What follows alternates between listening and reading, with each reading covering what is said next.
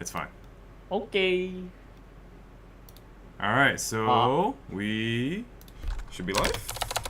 Okay. Let us know how the sound is, everyone. And thank you for joining us on tonight's stream, or this morning stream. It's only going to be me and Simu on the webcam, but we do have Randall joining us on the sound. Do let us know how the sound is, guys. And I'm gonna try to figure out why Simu is kind of like flickering on and off on the screen. Weird. Yeah. That is kind of strange. Yeah, if there's any sound issues, do let me know if I need to turn anyone up or down. Alright, it has started on my end, the actual stream. I'm doing the 2x tech, so... Yeah, I'm on like 47, 46, 45, 44. I'm on 30, 31, 30, 29. So. Okay. Yeah. Well, I mean, I'm doing the ×2 thing, so... Yeah. So now I'm on 21, 20... Well, I'm at like 30 something still. I'm gonna refresh then. You gotta do the double speed test. I did. Oh, you did? Weird. Okay. Oh, anyways, we should be getting close to each other eventually. Alright, I'm at 13. Oh, I still double speeding. It just started for me. 7, 6, 5, 4, 3, 2, 1. 3, 2, I guess I'm 1. ahead of. I'm still double speed. I'm ahead of you guys right now. Okay. Trick or treat. Matt just appeared. Bushiroad English fine. Conference Autumn 2023. Alright, now I don't know why Simu's just not appearing. Bushiroad English Conference Now I'm Autumn normal speed. 2023. That is With strange. Halloween So weird. right around the corner, our pumpkin Just spice said you've been lattes living seem under to a have been pumpkin. replaced Yes, by okay, yeah, craft I'm with pumpkins. Randall right now. Ready your Ready hearts your hearts and your wallets and your in wallets. for fright. Now that we're halfway through the Bushiroad Championship Series 2023 season, if you've been living under a pumpkin, the World Finals... Oh, you guys! Oh, I am so behind. Akihabara UDX. Okay. That's right. Heading back to Tokyo, Japan. We're heading back to Come Tokyo, see all of you Japan. again and crown some new world champions. If you need even more motivation to take Whoa! part, here's your first look. Whoa! Azure Look Lane. at the Azure Lane climax. That looks Whoa, that's a soul with the climax. Oh god.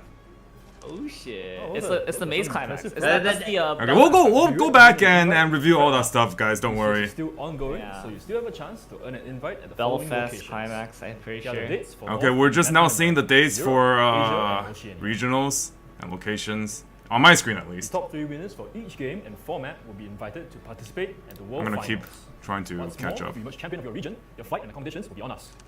I'm so Did you hear that small. rumbling sound? That's fine. Oh, what the? Okay, hold on. I'm a But small if you're itching man. for more premium action, Bushiroad Rumble Online 2023 for Cardfight and Vanguard Premium format will be taking place in a month's time on November 18th and 19th. Registrations will open soon, so stay tuned to our social media to sign up. Hopefully Simu is Let's move on not. to some Cardfight and just- Vanguard news that will make your hearts leap. Oh, now Cardfight Simu's fighters large. from Saniwa, your Oh, powerful I'm token big. dancer will be making a return I'm big. in Cardfight Online 2023. Look forward Okay, to brand hopefully. new players with new strength and power in their Having my Kirami Goldilocks arc forms. or The something. bugs bug you. Do bugs bug Hope you? not. Oh, Mushi We'll be King in descending into the English? Insect Oh Kingdom my. with Mushi King. Wait, these are actually Watch out just for these bugs. Super powered Yes, insects it's crawling Mushi away King. to Booster Pack 13, Flight of Chakabati. What do you dream of when you dream of duets? I thought they were gonna. I thought, as I am not a Vanguard player, I thought they were announcing like new Mega Colony support. Oh no, Bro, the and will be Mushi available King at came the out on upcoming JP a Bushiroad while ago. Expo I did Asia, not think they were gonna Singapore bring it to 2023. For our Ian, international but viewers, we these are promo getting cards will also be Mushi available King. at That's your local game hilarious. stores.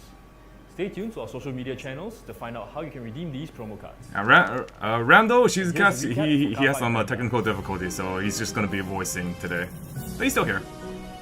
I'm here. Ooh. Hi guys. All right, so we're looking at the Vanguard schedule, right? Sure Product, is right? grim. And then Fortunately, Grim? we still have a remnant. Remnant? Oh, it's actually Ruby too. Oh, please, It please, is- Ice Queendom, Ice Queendom, please, Intern Kun just spilled it. Oh, well. please. It's time to start the Bushiroad Why Shorts News? A world with magic and science. Magic and science. Parallel universe based. Dude, if it's Grim, if it's Oh, wait, this is Magneto, it'd Dengeki. be sick. That's Dengeki. It's actually just RPG Dengeki. world. All of these are It's time Dengeki. to take a trip down Oh, Yeah, we're yeah. getting Geki. Okay. Nostalgic title. Well, it's not Hololive 3. What? Bakugan no Shana, the irregular at Magic High School,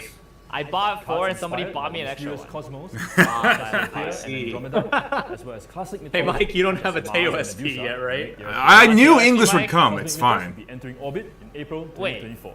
Pre-orders will begin Uma? later today. No, so head on for over Weiss. to your Oh, for nearest- Wise. No, I don't like the Teo Wise SP. I don't think it looks sure very was good. exciting, but Yeah, too much it's excitement is whatever. bad for your health. So that will be all for today's update. For more news and information, Alright, so I guess we please don't subscribe to our have channel, a ban list click the bell update for then. notifications, and follow our social media channels. Okay, I know what I'm Oh. playing for WG, or I know what See I'm you playing in for the DCF. Interesting. Alright, I know what I'm playing. Did they do a ban list in the stream last time? I don't think they did it last time. Not last time. Yeah. But they didn't Alright, even like mention Let's that. They were gonna do go a ban back list or and anything. review some of the information. For participating. And the So, let's take a look at this soul. Let me see if I can.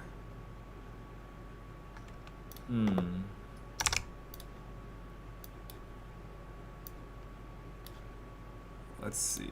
Wow, Dengeki in English. That's gonna be so interesting. I did not think they were actually gonna do that. Yeah, honestly. I can't wait. I can't wait for them to like update the Neo standard set list with all the individual ones that go with a set that doesn't exist in English. That would be pretty funny. I don't think they need to do it with sets that don't exist in English. I think they only need to do it for Sal, right? Because Sword Art, GGO, Bunny Girl Senpai, GGO and Bunny. Okay. and then that's it, right? Alright, so think this that's soul. it. When this card is placed on stage from hand, if you have another Guilty Gear character, you may put the top card of your clock into your waiting room. Why do you... Wait, what is this from? This is the world... This is the world's World PR. Championship. Oh, World's PR. Okay. Why does this need another character to heal? Anyways. First effect, on play, if you have the Guilty Gear character, you may put the top card of your clock into your waiting room. And then when this card attacks, if the climax is in your climax area and you have 2 or more other Guilty Gear characters, you may pay the cost, which I think I see is pay 1, discard 1. If you do, burn yeah. 4. The reason you need another character is because it's a power costed heal instead of a 1k power costed heal. Yeah. And then when this card's battle opponent becomes reversed, you can pay 2, discard 1 to clock kick. Clock shoot the top card Clock of the coup opponent's deck. of the deck. Another deck? This soul slaps. This soul kind of doesn't he doesn't mess around. Climax combo, pay Yeah. 1, discard 1, burn 4, on reverse, pay 2, discard 1, clock kick from top deck. Dude, clock kick from top deck's actually kind of sick, right? Because if you hit a climax out, you're just like hard winning. Yeah. Yeah. It's like it's better than clock kicking character. I For the can most already part. hear the people complaining about guaranteed damage card design. I mean, sure. Yeah, this card seems really solid though, and I can already see some people walking into this on the opposite player's turn, Oh yeah, it's cross turn, huh? That's hilarious. dying off of it. Yeah. Dude, I think it's so weird. All Over the here on Vanguard Tressa's PRs Collectibles, technology is our passion. Wait, So- okay. Here's the- Soul. Yeah, Okay, here's Soul. all the Vanguard PRs for participation and the winner's PR, it's the same card. But for the Weiss one, not only is it not the same card, it's not even the same set. What? Why is Weiss so special? This is so funny. Oh, it is the same card. Yeah, it's all the same card for the Vanguard. What? It's not even the same set. XD. XD, dude. Yeah, Which climax is?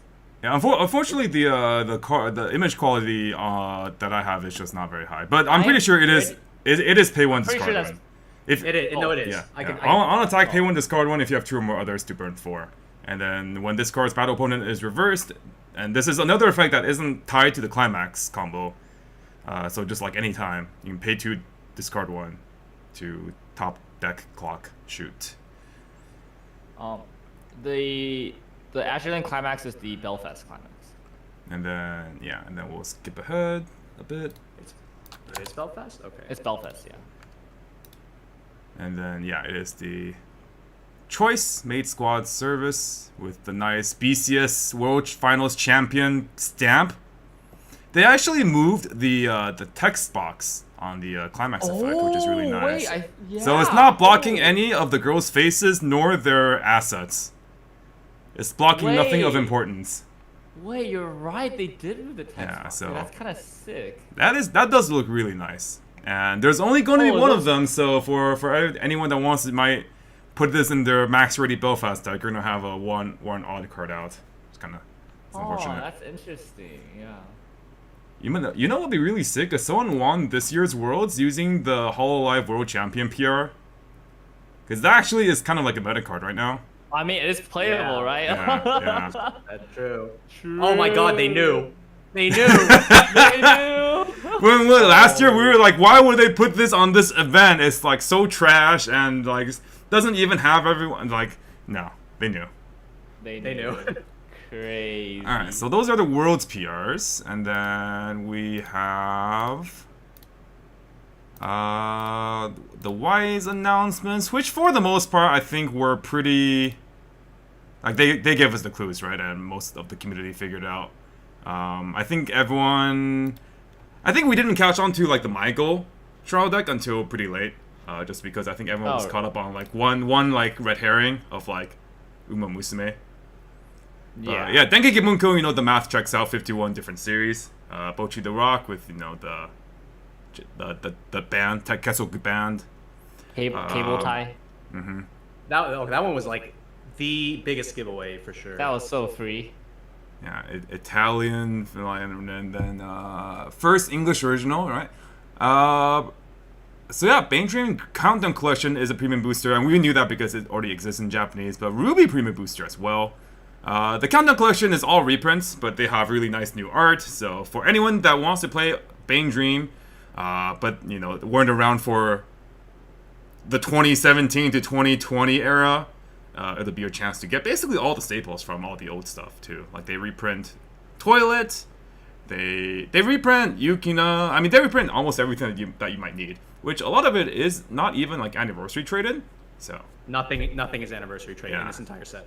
So it's kind of like you can play a lot of old cards, and then you obviously have, you know, the most recent anniversary set, which should all just be very readily available. So this is a good way for people in English to catch up. I think a lot of the older cards were just kind of prohibitively expensive, and this gives you a good chance to collect everything while doing like a big rarity bump and like nice looking card bump.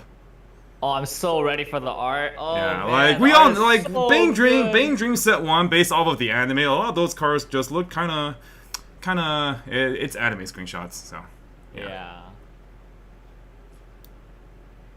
And then Premium boost. yeah, Saikano finally getting their last set, so then they'll have finally caught up. And then Ruby Premium. So hopefully the premium booster doesn't mean that we're only gonna get like 3 cards per pack, but that's probably what it means. Hopefully, I hope at least 4 cards per pack. Premium boosters. For those that aren't aware, the Japanese side of the game has been printing them quite a bit recently.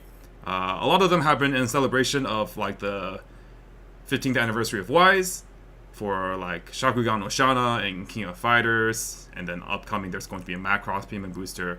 But even before that, there were things like HoloLive Premium, Marvel and Star Wars Premium, JoJo Part 3 and Part 6 Premium. And one big thing that stands out from all the premium sets is that each pack has just not a lot of cards. The set overall is obviously smaller. It's not a 100 card set. Most of them range between 30 to 60 cards per, you know, in the overall set. But depending on how big the set is and how many or how little cards they give you, it could be quite hard to complete like a full non-foil playset, much less like a full foil playset. So we'll have to see. Yeah. How many premium boosters even are there that have 4 cards per pack? Isn't it only HoloLive? I think it's only HoloLive. Okay, so this is the history of premium boosters for you guys' information. They came out with the HoloLive Super Expo 2022 set, which was a premium booster, and then that was 4 cards per pack, 3 N and then 1 HLP. And then they came out with the Marvel and Star Wars premium boosters, and that was their way of limit testing how greedy they could be by putting only 2 cards per pack. There's 1 foil and 1 non-foil per pack of Marvel and Star Wars, so there's In one whole box, 12 cards, 6 foils and 6 non-foils, and everyone hated that. That was terrible. And then I think after that they came out with You JoJo. You skipped Love Live. Love Live. Oh, Love Live had a premium, yeah. Oh, Love Live was also 4 cards per pack. Okay. And then they went to JoJo after that, and JoJo is 3 cards per pack. And then Shauna, I believe. Shauna came out this weekend. I haven't opened any though. I think Shauna's all 3 cards per pack. I think they might have decided that 3 is like the number they want to go with, maybe. But yeah. At the very least, the premium booster does boast very nice foil cards in general. So the quality is like a bit higher. So there's that. I'm excited to see what the foils look like, because historically throughout all of the premium boosters that they have ever shown, the just normal foil versions have just all looked really, really good. Like, they're the kind of cards where you could just collect those and just be satisfied with them because of how good they look. Exactly. When they make the individual cards that you can pull in every single pack look really nice, then it really feels like it's worth it. Like, for example, I think Hololive was just a really great product because the HLPs all had their individual Oshi marks as borders. So literally, you could just collect all the HLPs, and no, that feels really good. The cards look really nice, and you're not feeling like every pack is just either an SP or it's nothing, right? And then like for the King of Fighters, you know, they have the command inputs as stamps, and those look really sick. And then for JoJo's, there's normal foils, there's JoJo rares, and all the JoJo rares they have like quotes and like sound effects and all that stuff, which all look really nice as well. So some premium boosters are definitely designed with more love and care than others. Because I think some of the other ones like Shauna, I think Shauna is just like regular foils. I'm not sure. I haven't seen what Shauna foils look like in actual pictures, in person, but in the preview things, they said that the Shauna premiums were all going to have red foiling. But that was kind of the point of introducing premium boosters, is that instead of the old extra booster format where it was always 6 cards and you got 4 non-foils and 2 foils, but the 2 foils were kind of just like not very high quality foils. The premium boosters, they give you slightly less cards, but then in exchange you do get a higher quality of the foils. So that's exciting. And then Ruby, being an English original, the second one to get an expansion set. I think not only is this very exciting for Ruby fans, but also for all the English original players that are out there that are waiting for expansions for their favorite titles, like Cardcaptor Sakura, Batman Ninja, Mob Psycho 100, Adventure Time, so on and so forth.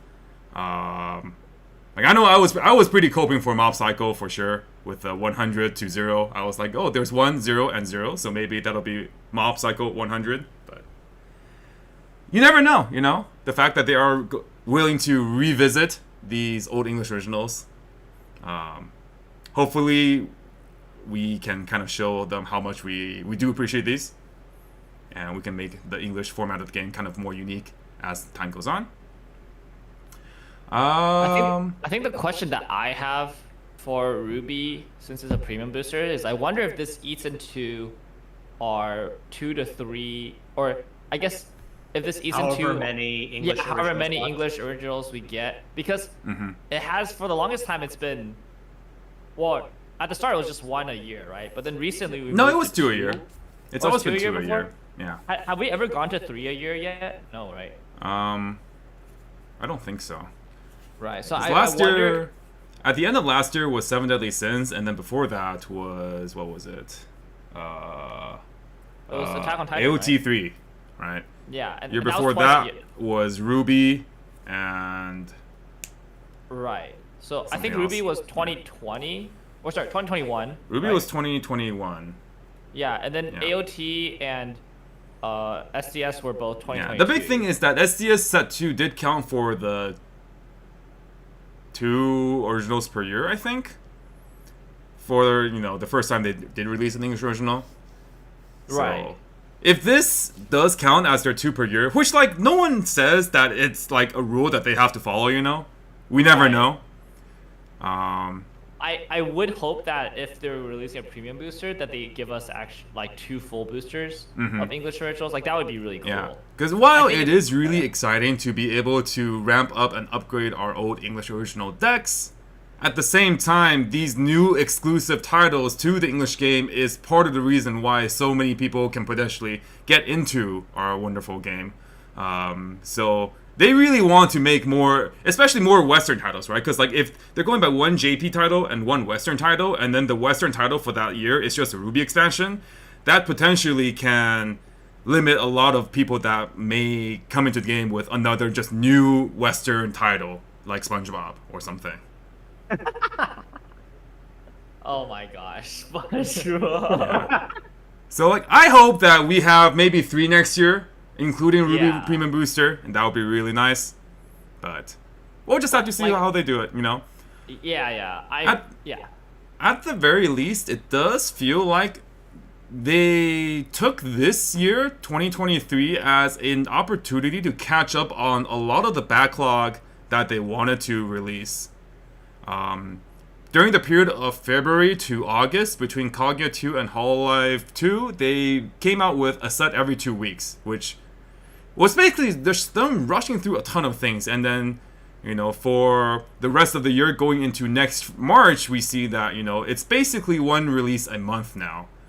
So they could certainly get us more sets, you know, maybe one set a month still, or one set every 3 weeks, or if they want to, even one set every 2 weeks. But looking at the Japanese side of the game, there aren't too many more expansions or new titles that they might want to bring anymore.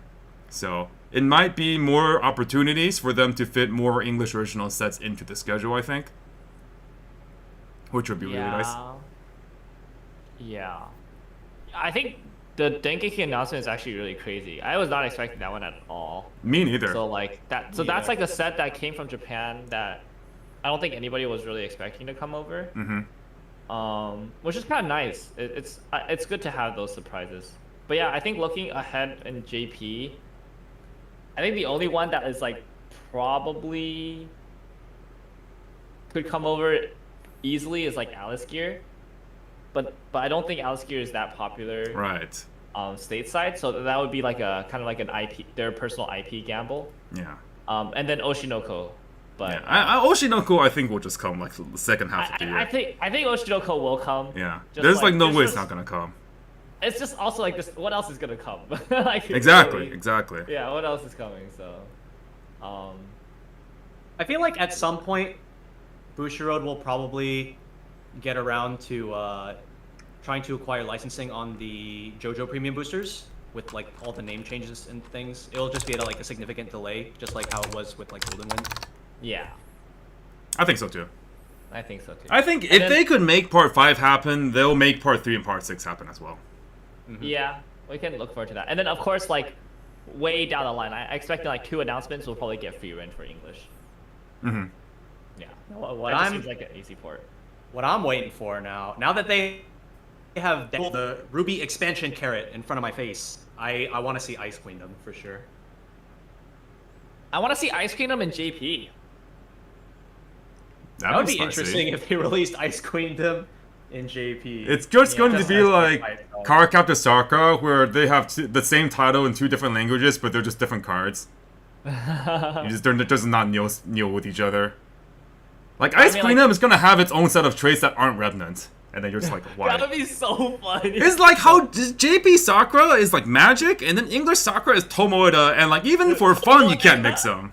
Even for fun you can't mix them. It's like, isn't JP Sakura is clear card hen, isn't it? oh, is it your Clarhen? You're probably right.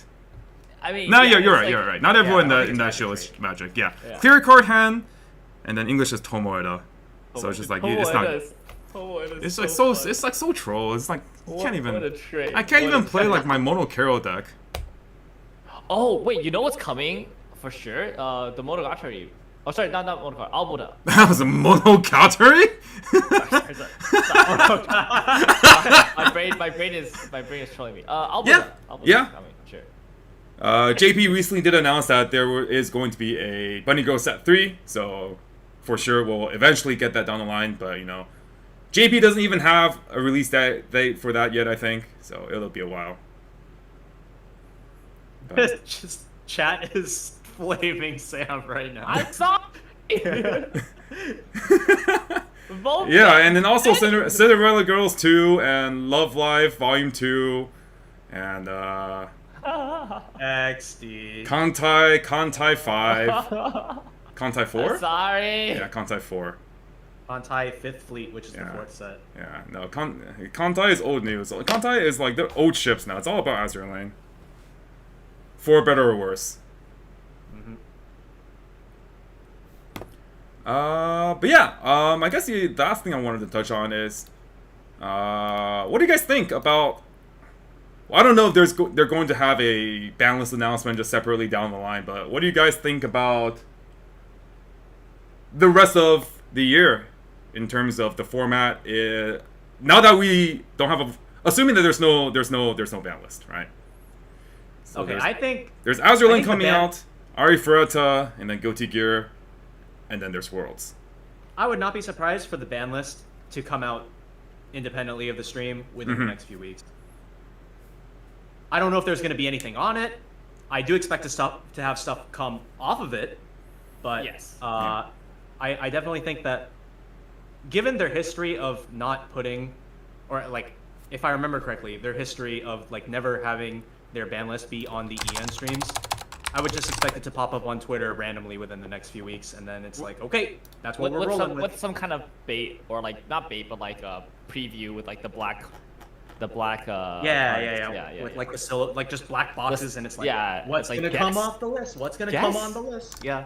Okay, so what I don't want to see happen, which is what's going to happen, is what they did last year, which was not hit anything during the entire circuit and then just hit something for Worlds, which is just like not very interesting or fun, because like it just means that the entire circuit everybody is playing one meta and then they're winning on that meta, doing well with that, and then for Worlds they have to play on a completely different meta that they weren't winning on in the first place. Like I do think if there is a problem with the meta, they should try to fix it sooner rather than later. If not like, and not fix it like after the fact, because like at that point you should just do the ban list after Worlds, when the best players of this current BCS and Worlds meta have like won, and then you can like fix it for next year or something.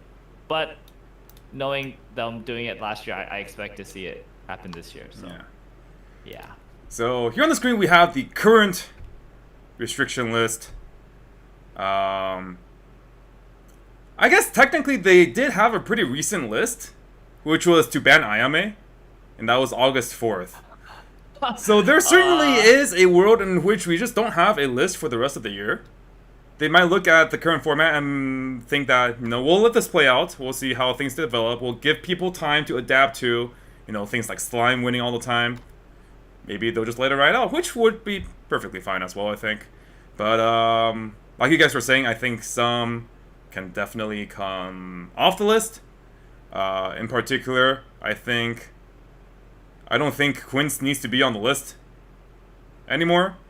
I think that if they were gonna do anything to Quince, they're gonna take one card off and not completely take it off. Realistically, they could probably take everything off, but they probably would be more conservative, like how they were with Kaguya. What I would like to see but- is Data Life get back the 1-0 Toka and Mushoku Tensei come off. Those Yeah, are the two Mushoku things Tensei can go off. They can get back Rudy counter. I think Kaguya should come off as well, honestly. Like, if they're willing to play like the 3-2 Kaguya top end, then, you know, that's, I think, perfectly fine. You know, that combo isn't broken or anything. Needs reverses. You give Kaguya back their good drop search that they only basically play in that one deck, and that one deck isn't necessarily even like super strong anyway. So, Data Live, I think I personally think they could do a bit more than take off just one card off the 3-choose-1 list, but maybe they want to be a bit more conservative with that as well. But I want to see something done about Data Live. Data Live Standby is just like not a good deck right now. Competitively, Yeah. anyways. I think Seven Deadly Honestly, Sins is fine. Seven Deadly Sins can stay. Hololive can stay. And then Fate and Batman Ninja are just there for reasons. Yeah, honestly, I just want to see English have a more interesting and a more catered ban list for the English meta than just like following JP, right? So I like what they did with Quince, which was not what JP did. I think what they did with Kaguya is interesting in that they banned the other card, or like it ended up being like they banned the other card. I think Kaguya should just come off. Like Yeah, I mean, like for not had English, any the good initial results. restriction on Kaguya was kind of awkward timing because there was a period in which Kaguya was doing pretty well, but then like it didn't really see any results afterwards, and there wasn't that much data either since it was in the middle of the pandemic. And then they just hit Right. Kaguya because like Kaguya was doing super well in JP. Yeah. Which kind of seems like, again, it's kind of like you were saying, they were kind of just following the JP trend rather than doing English. But it was a really nice surprise when they removed the runner off the list. And this was even before JP did anything in terms of their own Kaguya unrestriction list. So they're clearly looking at it. You know, they clearly have someone that is considering the data and not just looking at JP. But Right. you know, we're all gonna have different opinions on how the ban list should be approached. At the end of the day, though, you know, we just kind of have to leave it up to them. You know. So. Yeah. I want to see Data Life completely unhit, actually. That's a pretty... It could No, be crazy, but I want to see it unhit. I've thought about. I think it's crazy and not crazy at the same time. I think having unhit GOG Data Life back in the meta kind of does present, like, cause like unbanned Kaguya just still shuts out so many of like B tier decks, and it's certainly not going to be, in my opinion, anywhere near like the best deck in the format if it were unbanned, but it would. Yeah, I don't know. I feel like it would just have very polarizing matchups. So I'm not sure. I'm honestly not sure. Yeah, my thing is that, as far as how conservative or liberal I feel that they're going to be with unrestricts, I'm basically in the boat that I think that they will go with very conservative unrestricts until I see them do something very drastic. Like if they do take off Data Live completely on like the next list, then it's like, okay, all right, they have set the example that they are willing to do something like that. So maybe I will. That's on the table in the future. You know what I mean? Yeah. I don't expect them to do it, but I want to see it. Like I just want them to do things like when was the last time Data Live did? Oh, I think it topped like in a spring tournament. I think it was on like a trios team, but like I think they're in Costa Rica. Data Life Set 1 got second place, 8 standby. Okay, but that's I'm just in like. Yeah. It doesn't really count. Yeah. It is there. I just want to see like, because I also think JP is like too conservative with their balance. I think English. Now given JP that for the meta- sure is too conservative. Yeah, I think with English, given that the card pool is considerably more limited, and also considering that like we do have pretty good data to go off of, it's like it's all like relatively within control. I think English should just be more try to be more exciting with these things. That's what I want to see. I don't expect them to do it, but it is really what I want to see. Yeah. All right. So I'm gonna give you guys maybe some time to think about. If you guys could at this moment form the Weiss English ban list, what would it be? So any unrestricts and also Ban potentially Alice, ban any Alice, restricts. Ban Alice. Ban 1-0 Alice. All right. So we'll start with Randall then. Sal, you want to hit go 1-0 Alice, and that's all for Sal, Oh. right? And nothing else is a problem. Yeah, I don't think anything else is a problem. Ban Alice. Uh-huh. The Data Live unhit that I said earlier, I think. So you mean the 1-0 Toka goes off, right? And everything stays done? Yeah. 1-0 Toka comes off. Quince can get back. Quince can get back one of them. I don't know which one, but like they can have one of them back. Mm-hmm. Mushoku comes off. Mm-hmm.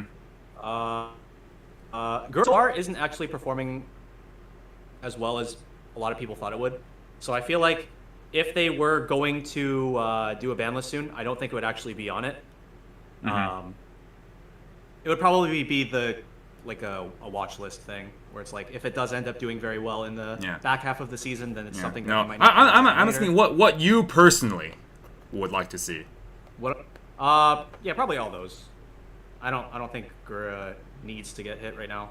Yeah, so you're saying that anything for the sets that don't have a restriction list currently, the only one that needs a hit would be Alice, right? With the 1-0. Yeah. And Overlord and Slime are fine. I think so. Yeah. What about you, Sima? All right. What is your ideal English list right now? Okay, ideal English list, and okay, I will preface this by saying the game designer in me is not gonna stop. I'm gonna go pretty creative with this. Yeah, one. no, just Alright, whatever you think. Yeah. So SDS, I've always been a favor of this. I'm still a favor of this. Switch level 0 Escanor for level 3 Escanor.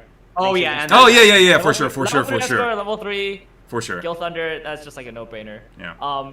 For Quince, I think they can get back the Brainstorm. I think, Brainstorm.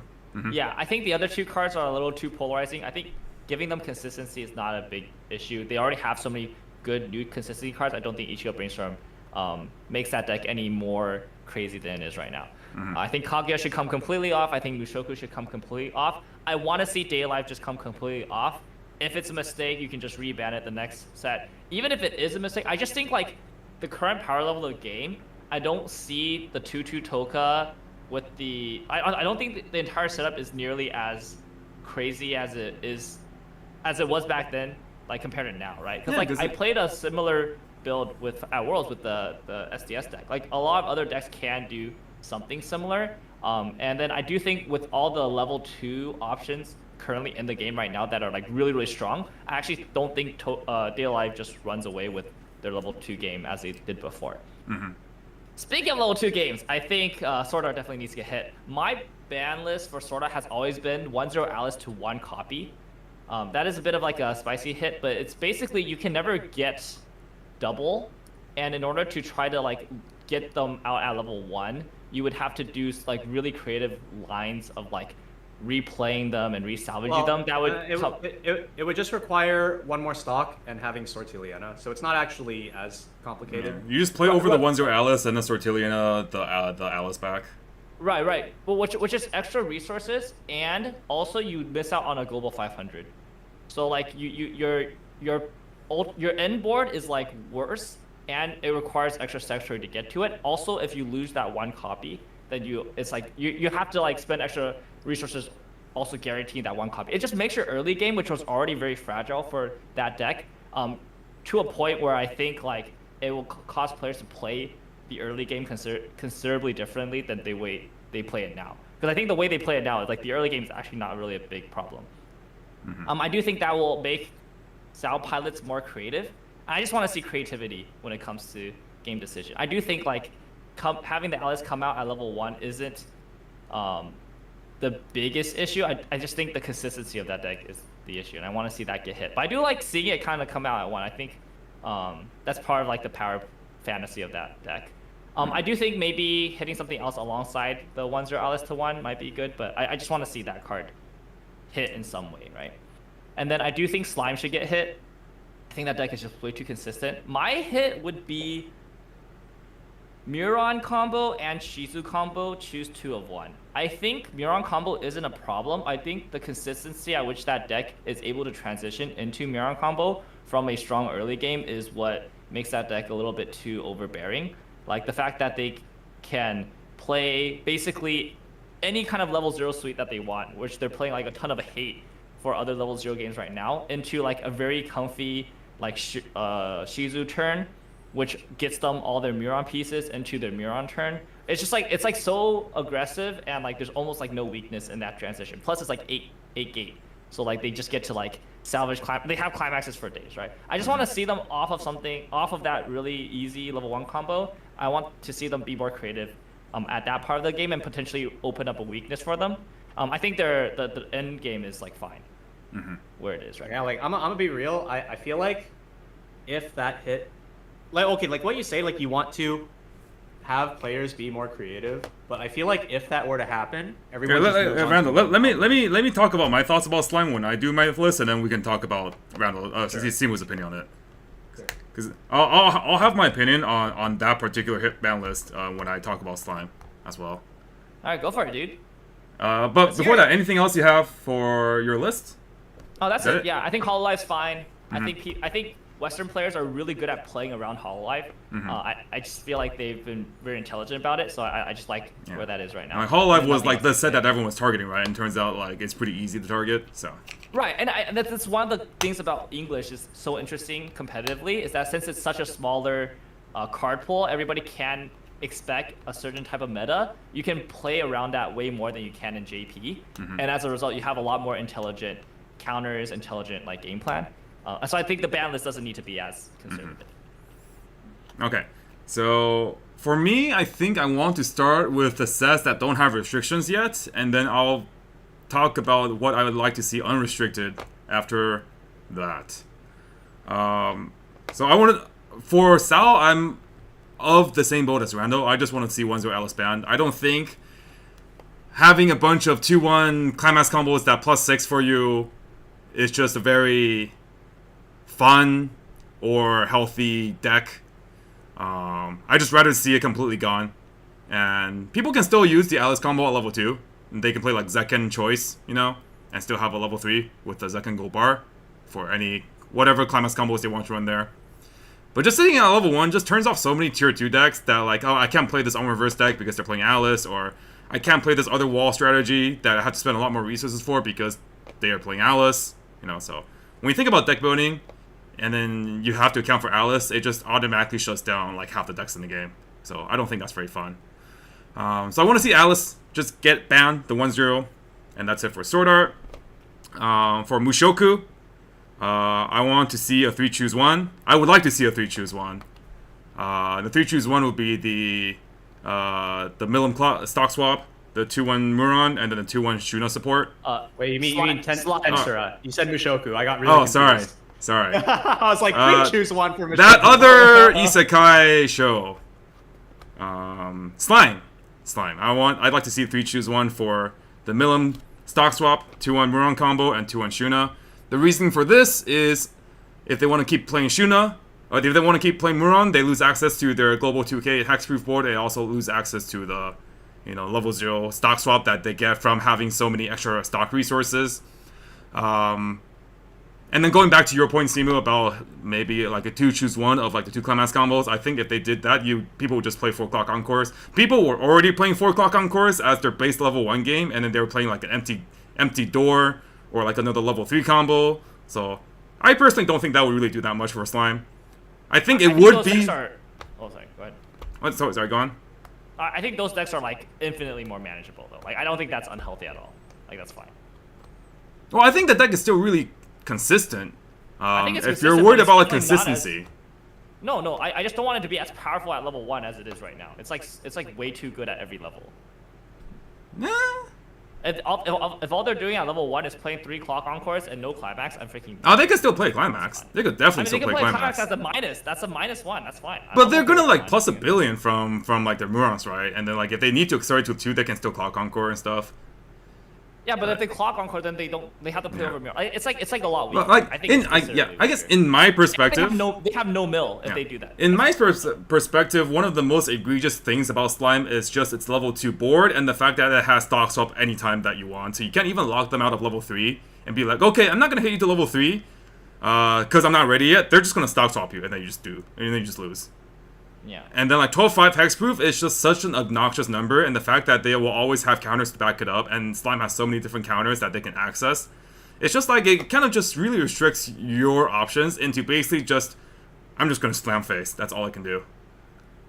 So I like to see Slime's like board and the ability to just like kind of screw the opponent over to be a bit more restrictive. So that's what I would personally like for Slime. I don't think Hololive needs a hit. I think Gura's perfectly fine. It's a very high roll deck, but it has its low lows, and it can definitely be countered.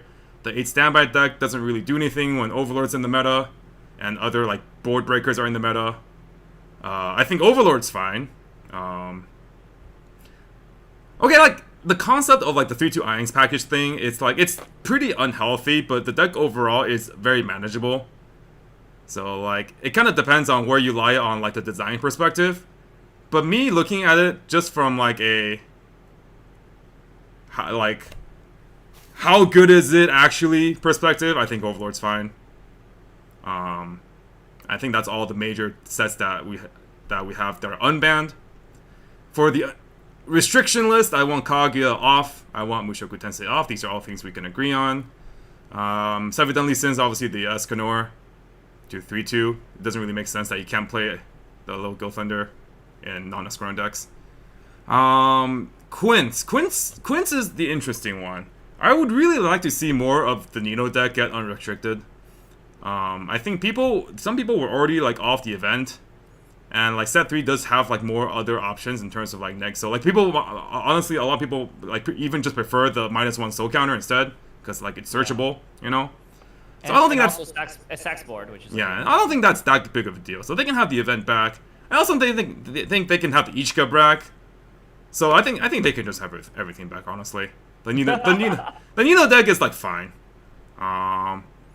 Data Life, I think if I want to, like, I personally would like to see all the early game come off. Do I? Yeah. I think I would like to see all the early game come off and have Kumi still restricted at 2. I think there were a lot of non-games where, like, you would have like a damage lead over Data Life if they hit 2, and then they just stand by out a bunch of Kumis, and then they just kill you in 2 turns because they have, like, 2 Kumis at level 2. And you're just kind of like, this kind of sucks. And I do think the early game that used to be so dominant and oppressive back in the day, I do think there's a lot more sets that can deal with it now. That early game package still does present a lot of problems, kind of how like Alice at level 1 presents problems for decks like On Reverse. But I think at a certain point in time, you kind of just have to accept the fact that there is just kind of this power creep that's going on. And when you play an On Reverse, because like a lot of On Reverse effects right now are just super powerful, right?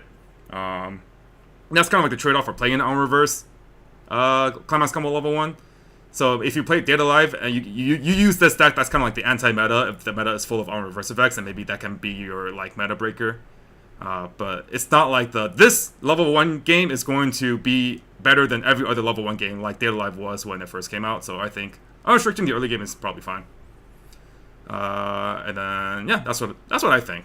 That's what I in an ideal world would like to see currently. So. Yeah, going back a little bit to Sam and Mike, both you guys like mini discussion on like whether or not the 1/0 Alice in Sword Art should be at 0 or at 1. Mm-hmm. It kind of reminds me of like in other card games when you have like the idea of like the Saki 1-of. Mm-hmm. And so, like, with Sam, like, your idea is that, like, oh, if you have it at 1, then it does make it less consistent, obviously. And then I feel like, at the same time, it's going to make the experience against it, like, that much more volatile. Because, like, if they get the 1 and then they go off and then the opponent can't deal with it still, then it's just like, well, you got your Saki 1-of, and, like, now you just, like, win the game off of it, like, 50% of the time, depending on, like, what deck I'm playing. So, it's like...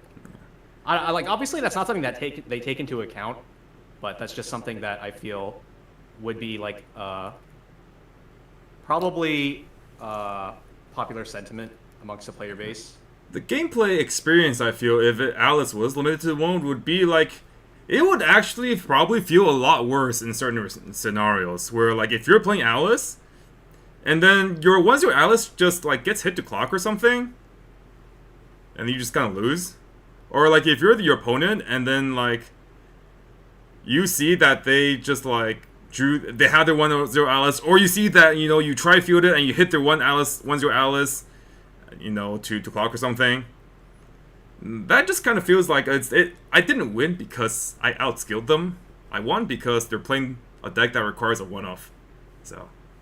No, I mean, the reason why I like it at 1 compared to just hitting out, I think completely hitting it basically says this deck cannot exist anymore in any way, shape, or form. And it forces players to just do other things. But I think having it at 1 opens up interesting avenues both before game and in game to play around the one of in a way that's not necessarily unhealthy, right? Because like, so I would not have this opinion if Alice was literally stomping every single deck in the meta right now. But the reality is Alice is no longer the best deck in the meta. Alice is, it's not actually performing to the level that like other decks are able to perform currently, and thus like I don't think it needs to be gutted compared to other decks right now, right? I think like hitting Alice and not hitting Slime, for example, is like Okay, well, kind of silly. okay. To be fair, this is like,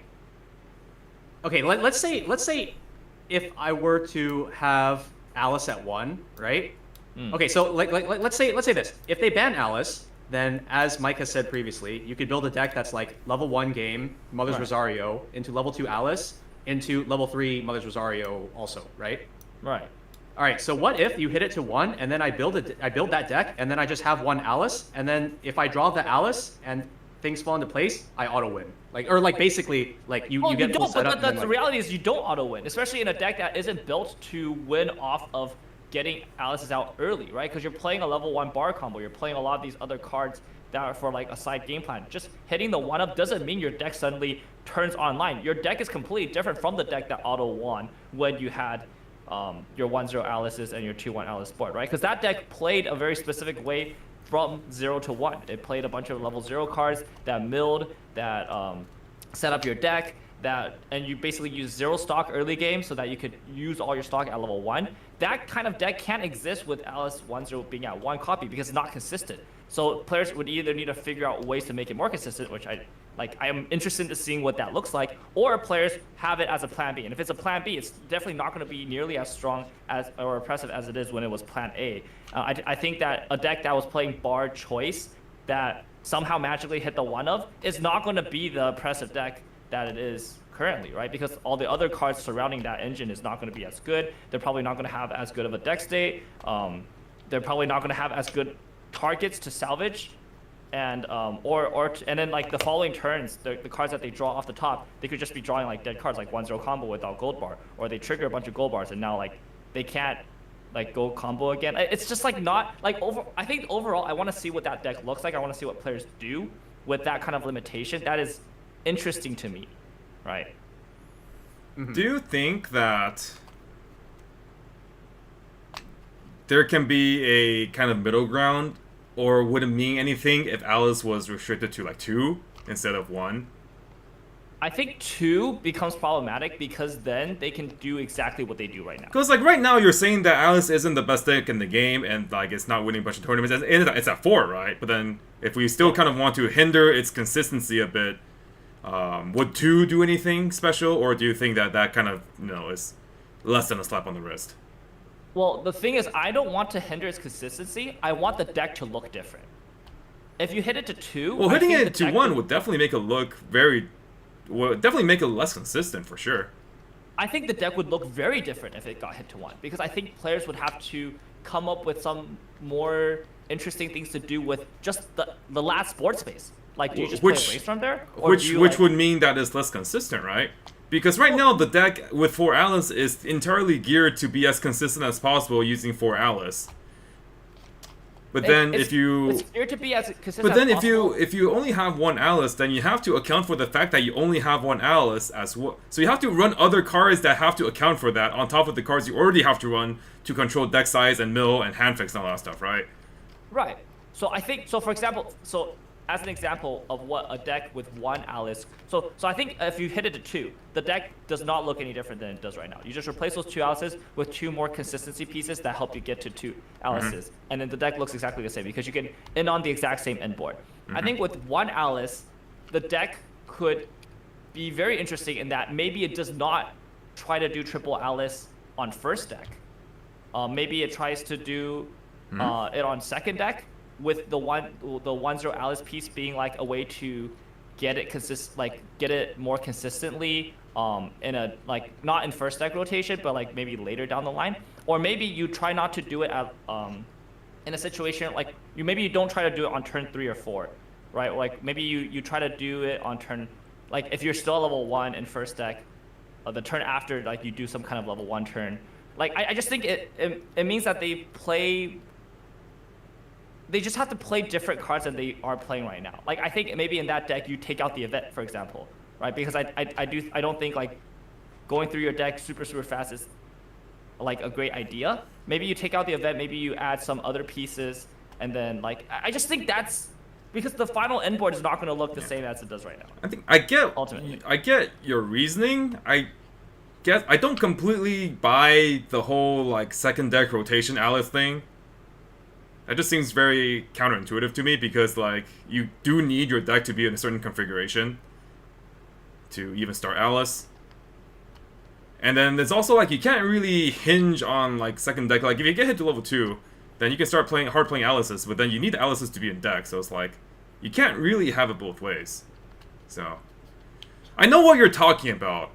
I guess I just don't really buy the examples you're coming up with, right. But I know what you're talking about. Yeah. I mean, I can't come up with examples on the spot because I don't know what this deck looks like. I've never had to try to build it, right? It has no reason to have existed, right? I'm trying to give it a reason to exist. Yeah. I do think it's 0 or 1. Like if you hit it at 2, nothing changes. Yeah. Like so I think this is just a fundamental difference in that me and like Rando and I think we agree that like level 2 Alice, triple Alice at level 1 just shouldn't exist, and then you think that like it's fine to exist still, but they need to change their build and the pace of the game significantly to accommodate it, and that might be okay.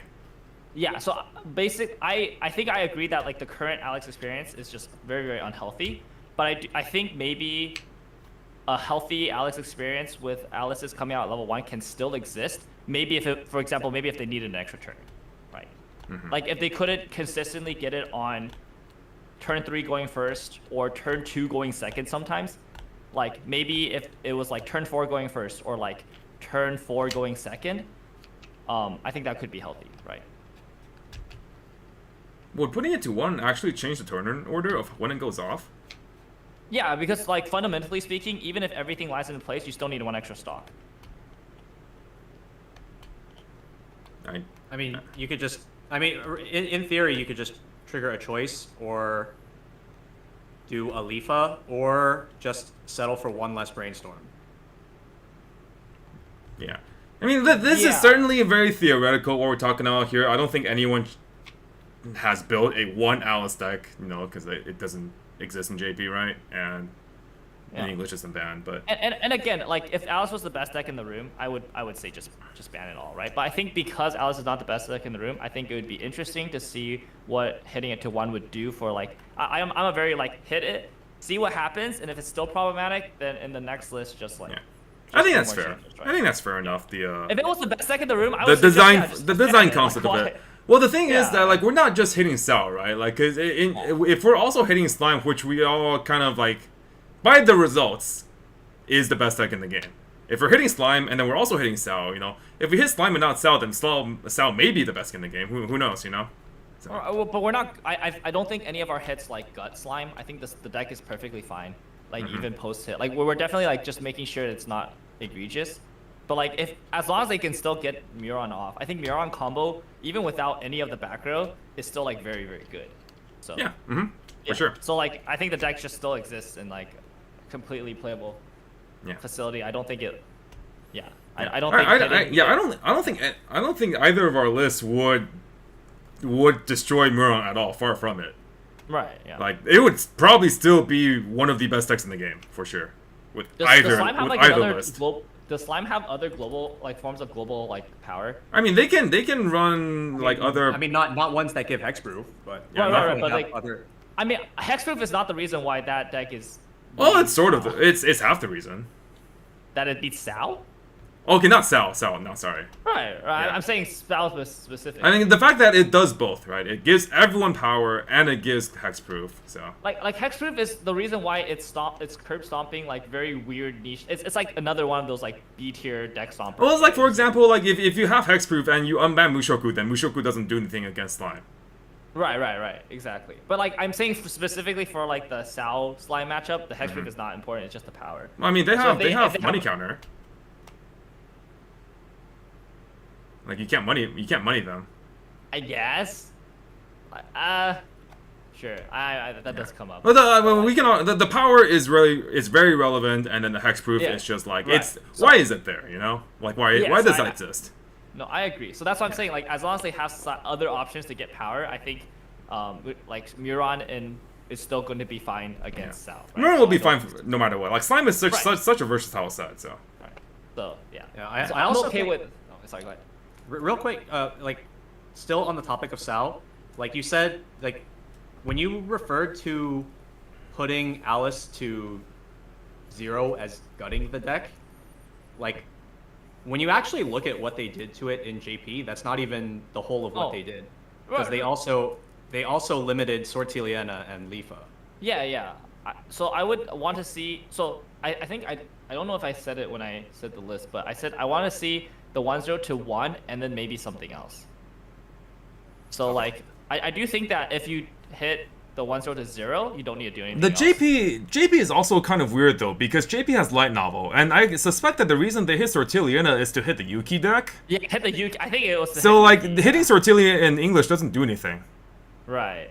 So it would only be like if you want to hit their axis of Lifa okay. with something else. I mean, like, it would definitely do something if Alice got hypothetically hit to 1 alongside. oh Lifa sure, yeah. I plus mean, if you hit Sortiliana. Alice That to would- 1 and hit Sortiliana, that would. then it's actually screwed. Like, Yeah. you can't even go for a 1 Alice plus Sortiliana 5-stock play anymore. Yeah. Like, But that it play wouldn't got make any fucked up. sense if Alice was completely banned and you also had like a 2-choose-1 Lifa Sortiliana because Sortiliana doesn't do anything in the other deck. So Yeah, I agree. yeah. Or what other deck, basically.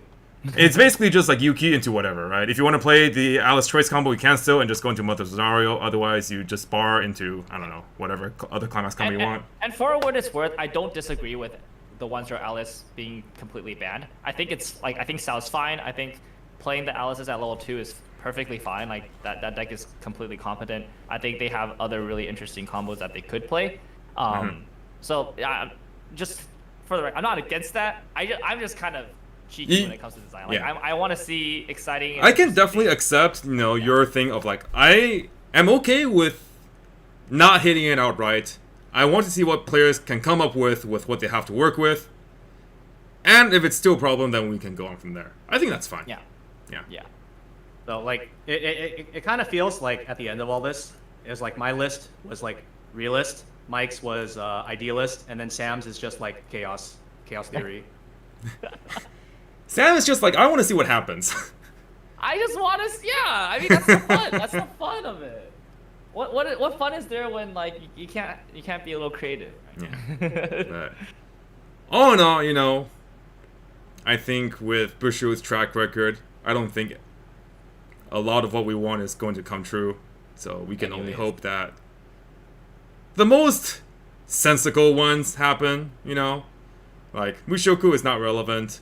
With the rest counter, it probably still is just a fine deck. It's a good deck, it's fine.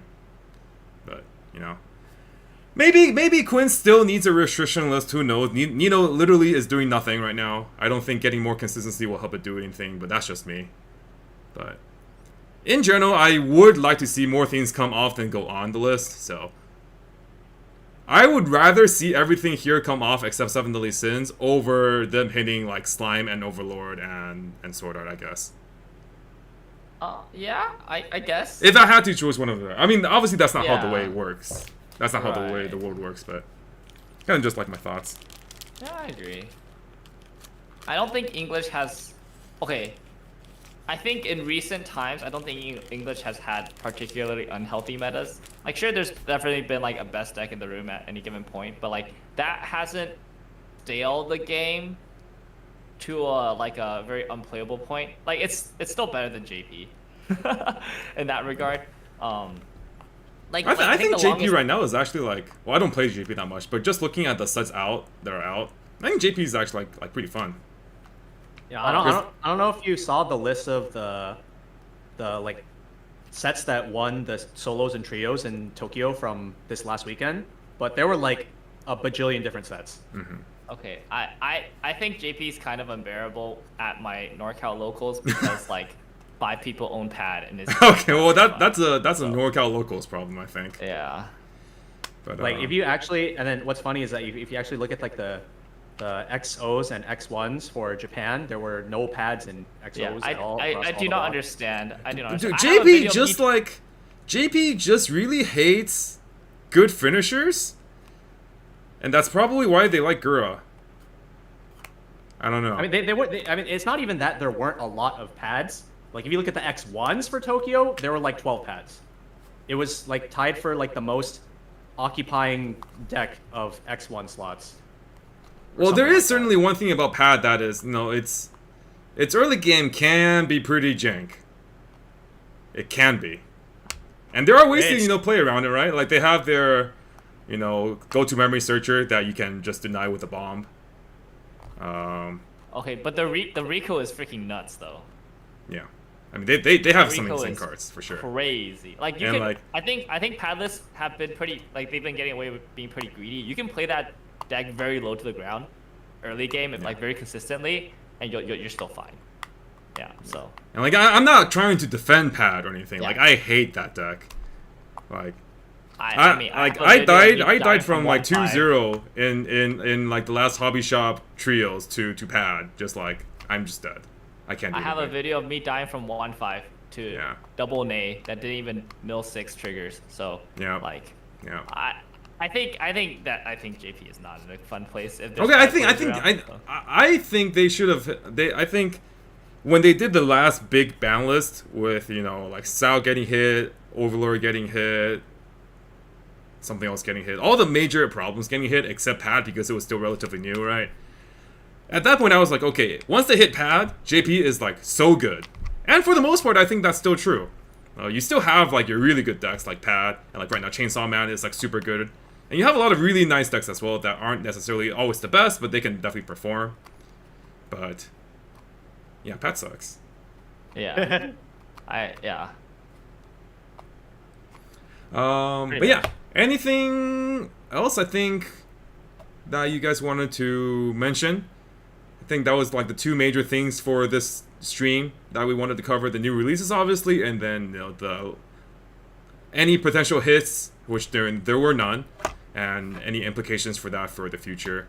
I guess that while you're here, Sam, what are your thoughts on Azure Lane? Because Azure Lane's coming out next week, and it's going to be, probably the last big force to be reckoned with for the remainder of regionals, unless there's some really spicy Arifureta build out there that I don't know about. The best Ari for a build is just 2 soul. So nothing new there. But why 2-soul with a climax combo when we can 2-soul with a level 0 line? I'm be real. I've been watching a good bit of Ari Ferretta gameplay, and I think it's probably better than Azure Lane. Yeah? Yeah. And at least in my eyes, I see Azure Lane, I'm just like, this level 0 line is like pretty obnoxious, and then outside of that, they just go into things. I think Azure Lane is quite good. I have been cooking a lot with Azure Lane recently. I'm also practicing Azure Lane for WGP potentially in the JP meta. I actually don't think it's terrible in JP right now, especially since a lot of decks are trying to play anti-burn to stop the Guras and the pads. So like Azure Lane, the fact that some of the best finishing lines are just like restanders is pretty nice in that regard. I think Azure Lane has a lot of potential. It's a huge set. Yeah. Right. There's like 4 TDs and the 100 card booster. There's still so much stuff in Azure Lane that a lot of people have not tried and tested, like a lot of combinations. So I would not sleep on Azure Lane. Yeah, I just like read the other day or was reminded of, like today that like Azure Lane has a level 0 reverser that's also a clean cut. I'm just like, this card's that card is crazy. That card's crazy. That card's like insane.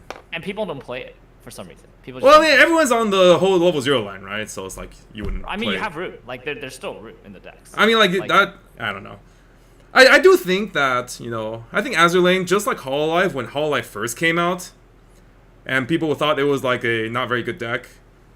I think there's a lot of room to brew, especially in a format like English.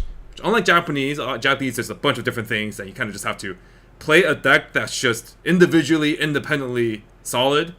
Whereas in English, maybe you can kind of try to target like the top couple decks and have some spicy builds and stuff. So I am very excited to brew with Azure Lane. I basically have no experience with Azure Lane outside of like the couple of times I played it at locals. I played against it at locals with like bar builds and whatever. So I'm excited to go in with a blank slate and see if there's anything that can be cooked up.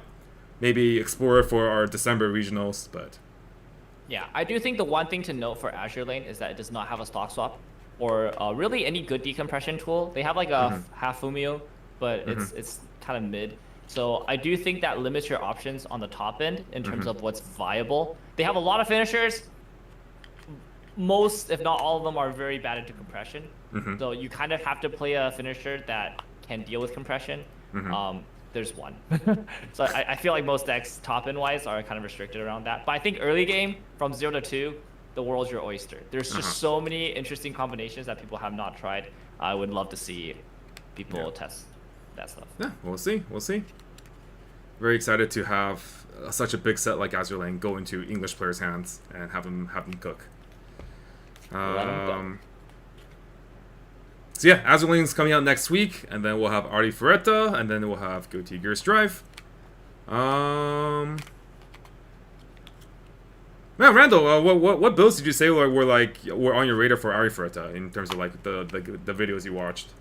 I'm a big fan of the top end in the 2 soul into gold bar list. The fact that the gold bar combo from the trial deck can just spawn a bunch more copies of itself into like the on play burns, I think is really appealing, especially for the way the game is right now, where you really need to be having like really explosive endgame turns.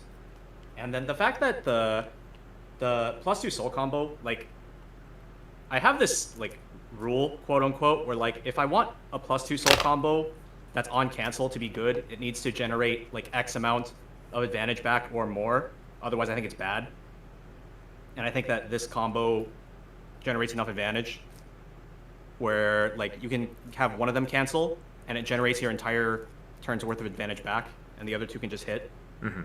So I think that like the fact that the 2 soul gold bar deck can play aggressive enough while also generating back advantages off of just one cancel, on top of specifically the level 0 that has like the Yu-Gi-Oh effect, where you can pay 2, ditch 2, and salvage 2, or pay 2, ditch 1, salvage 2 that have the same name. Wait, pay 1. Or pay 2, pay 2, ditch pay 2. 1, pay 2, ditch 1, Pay 2, salvage ditch 2 1. that have the same name. Yeah. I think that that combination of cards specifically makes Artie Ferretta a very strong aggressive choice, which I think is like perfect into the way the game is right now. Right. Because like a lot of the strongest decks in the game right now will win the board. They will dominate the board. Like, you can't win board against Slime. There is no board to win against Overlord. You literally can't do anything about that. So the other way to win the game is just to kill them, right? So decks like, being able to consistently 2-soul and re-grab with certainty your combos back and just keep slamming that 2-soul again.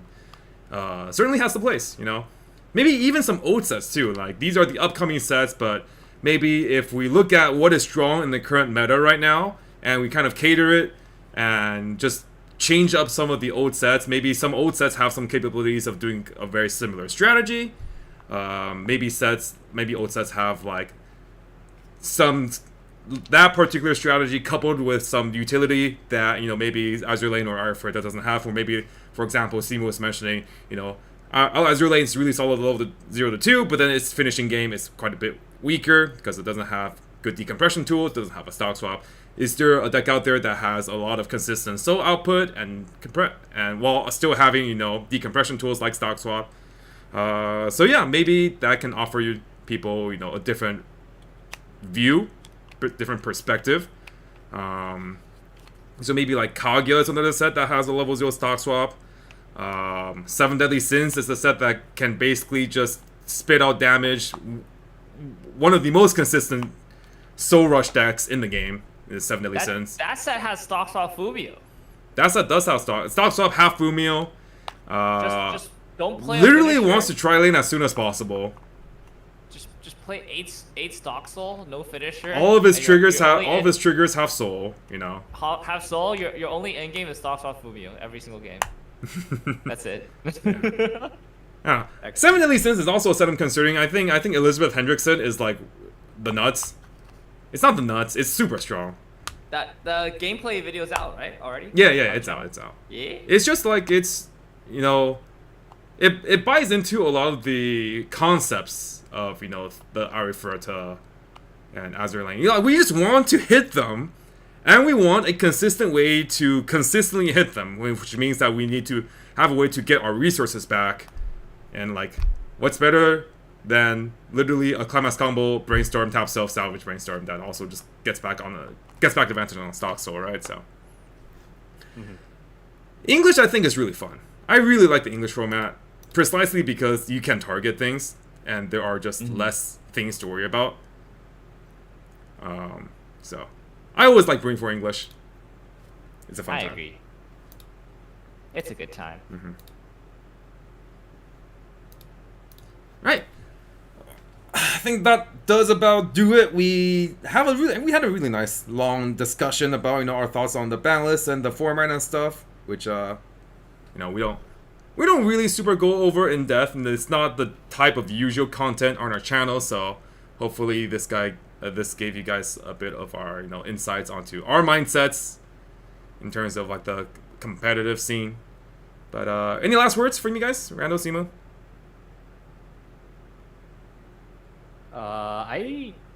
I'm just excited to see, most of all, what English originals we might have in the future, given that we have now had our second English original expansion.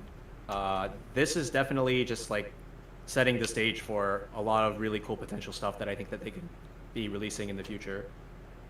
So that is what I'm probably most excited for, especially considering that I'm not an English player. Like, I just get all my decks in JP. And so realistically, English original sets are the main source of excitement that I would get from any of these product streams. Just because everything else is just like, oh, this is stuff I've already seen. We've seen them in Japanese already, right? Yeah. Sam?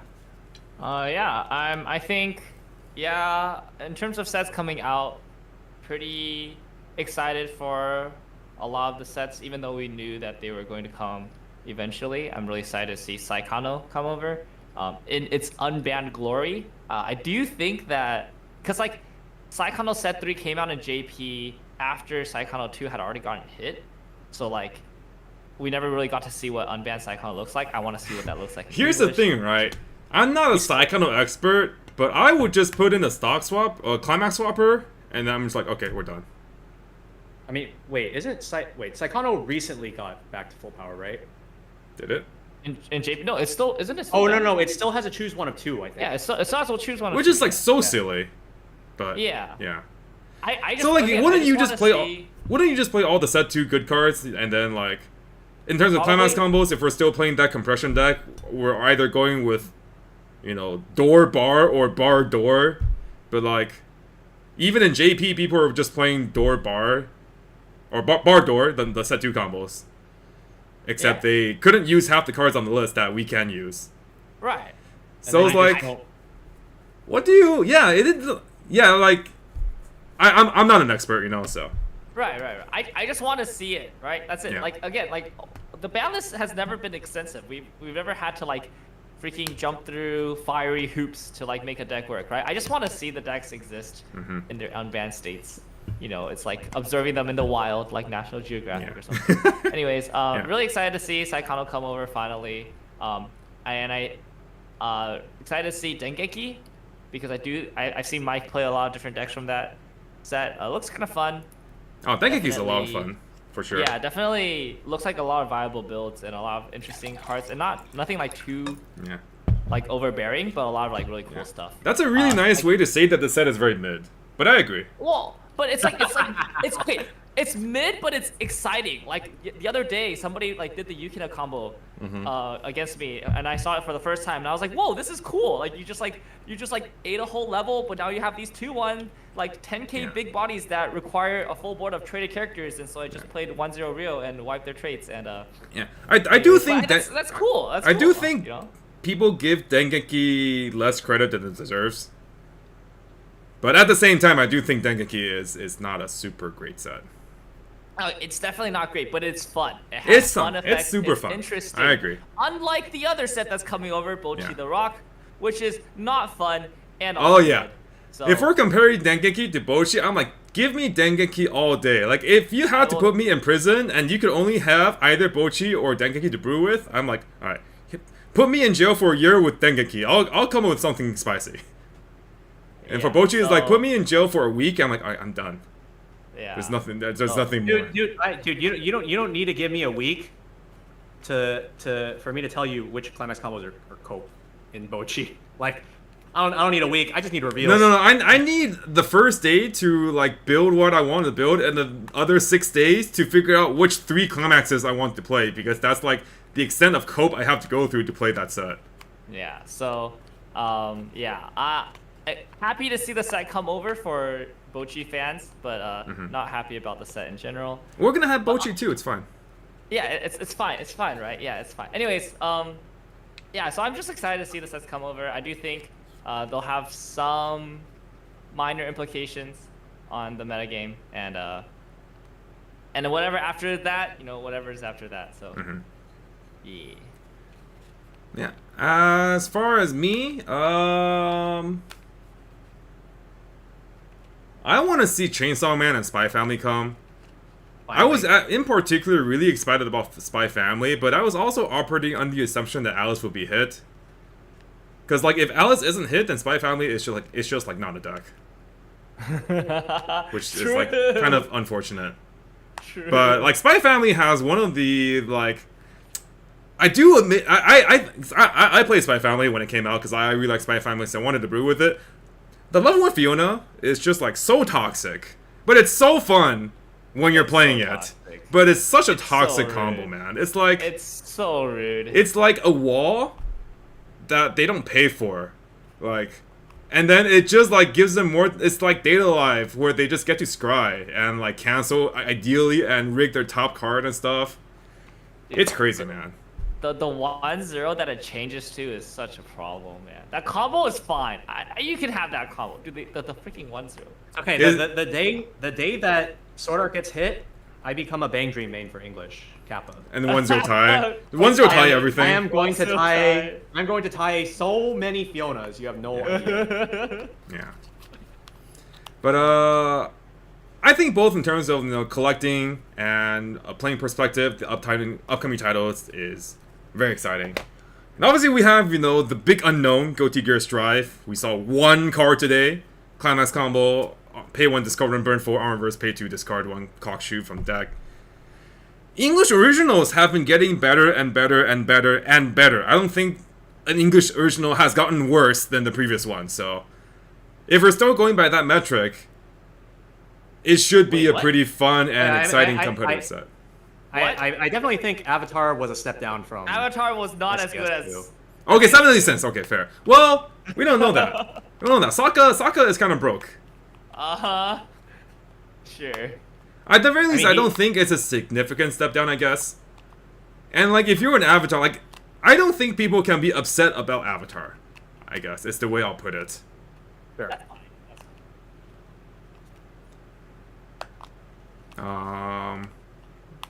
The fact that they left Sokka off, any type of like restriction or errata, I think gives me a lot of confidence in that they're willing to let things brew and see what's up. And like, yeah, Avatar got 2nd place, right? Avatar has the tools, I think. It's just that I do think that the decks that are just the best of the best right now are just a bit too good. I think Avatar has like a fairly unfavorable matchup against like Slime and Sword Art, which is unfortunate. So, but like, the majority of decks in the game have an unfavorable matchup against Sword Art and Slime. So what can you say, right? 7 Deadly Sins just happens to be like insane. It's good. Mm-hmm. It's that good. Yeah. And 7 Deadly Sins was a set too, but I have confidence in the design team's ability to make a Dead Armor Revival set at the very least. something that I just care about the most is that it's flavorful and it's fun. Fun does not have to mean that it's competitive. Far from I it. agree.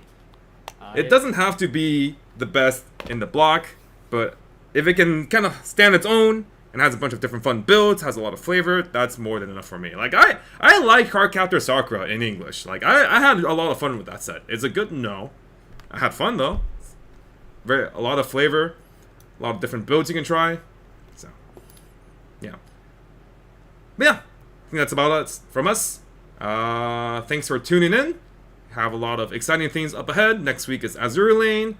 And then we should hopefully be getting some Guilty Gear spoils up in the near future. What is that you're holding up, Simo? Is that Some Watchalong cards. Okay. I'm just getting ready to brew. Got some spicy stuff for Watchalong for you guys. Hope you guys will enjoy that. All right. So this has been Simu. And I'm trying to click on my own camera. And Mike! And Rando, who doesn't have a camera right now. Yep. Signing off. Thanks for watching. Have a good morning, evening, or afternoon, wherever you are. And we'll see you guys next time. We'll see you guys. Me and Rando will see you guys tomorrow for our next gameplay video.